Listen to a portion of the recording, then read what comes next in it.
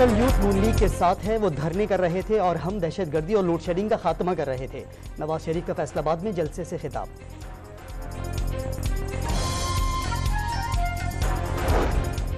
तख्ते लाहौर की लड़ाई का बोझ अवाम बर्दाश्त कर रहे हैं, मुआशी मुआहिदा तैयार कर लिया, नौजवानों के लिए रोजगार लाएंगे। बिलावल भुट्टो का शिकारपुर में रैली से खिताब। शर्जील मेमन ने सिंध और बलूचिस्तान में पीपल्स पार्टी के क्लीन स्विप का दावा कर दिया। इंतखाबात में किसी को धांधली नहीं करने देंगे, न्यूज कॉन्फ्रेंस से गुफ्तगू।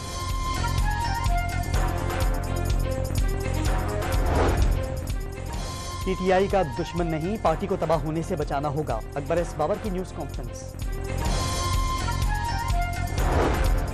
मच और कोलपुर में पाक फौज का क्लियरेंस ऑपरेशन जारी, 3 रोज के दौरान मारे गए दहशतगर्दों की तादाद 24 हो गई।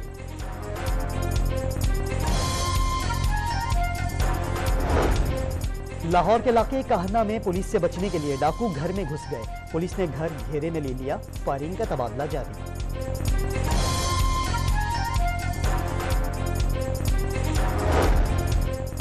पाकिस्तान और मुत्तहदा अरब अमारात के दरमियान इस्लामाबाद में तिजारती मुज़ाकरात, अमारती सरमायाकारों को सहूलियात फराहम करने पर गौर।